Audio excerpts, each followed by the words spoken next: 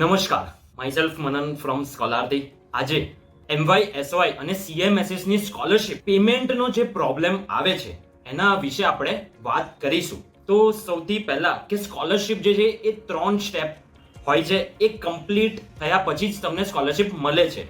સૌથી પહેલું કે એમાં આપણે રજીસ્ટ્રેશન કરવાનું હોય છે, જેના પછી તમને આઈડી અને પાસવર્ડ જનરેટ થાય છે. એ જનરેટ થયા પછી ફોર્મ જે છે એ આખું ફિલ કરીને લોક કરવાનું હોય છે. એના પછી એક મેસેજ આવે છે કે લોક થઈ ગયું અને તમારે હેલ્પ સેન્ટરમાં ડોક્યુમેન્ટ્સ વેરિફિકેશન કરાવવાનું હોય છે. એટલે કે થર્ડ સ્ટેપ, તમારે જે હેલ્પ સેન્ટર છે એમાં તમારા ડોક્યુમેન્ટ્સ અને એ રિપોર્ટનું વેરિફિકેશન કરાવવાનું હોય છે.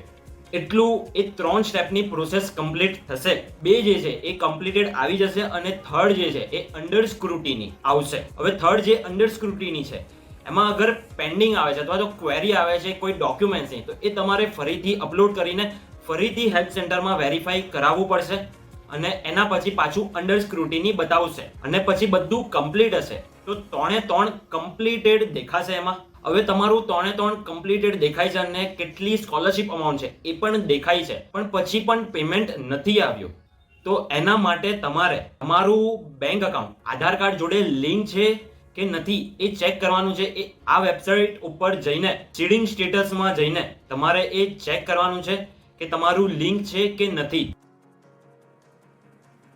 હવે એમાં લિંક ના હોય તો તમારે બેંકમાં જઈને લિંક કરાવવાનું છે. અગર ઇનએક્ટિવ દેખાડતું હોય તો તમારે બેંકમાં જઈને એ એક્ટિવ કરાવવું પડશે અને અગર એક્ટિવ હોય તો નીચે બેંક નેમ દેખી લેવું કે કઈ બેંક છે, કારણ કે એ જ બેંકમાં તમને તમારી સ્કોલરશિપ મળશે. અગર બધું કર્યા પછી પણ તમારી બેંક અકાઉન્ટ આધાર કાર્ડ જોડે એક્ટિવ નથી થતી તો તમારે બીજી બેંક અકાઉન્ટમાં ઓપન કરાવી દેવાનું છે અને એમાં જ તમારી સ્કોલરશિપ આવી જશે.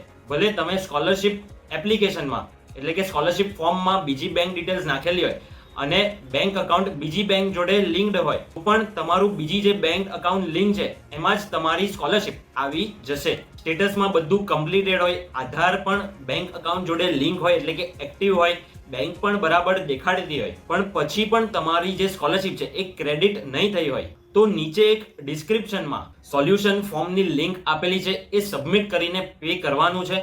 સ્કોલરથી એટલે કે અમારી સાઈડથી એનું ચેકિંગ થશે, રૂબરૂ વેરિફિકેશન થશે અને 100% સોલ્યુશન લાવીને તમારું પેમેન્ટ આપવામાં આવશે. જો કોઈને પણ આ રીતની પ્રોબ્લેમ આવતી હોય તો એને જરૂરથી શેર કરજો. વિડીયો ગમ્યો હોય તો લાઈક કરજો, કંઈ ડાઉટ હોય તો કમેન્ટ કરજો અને આવી જ વિડીયો માટે ચેનલને સબસ્ક્રાઇબ જરૂરથી કરજો. આવજો મિત્રો, થેન્ક યુ.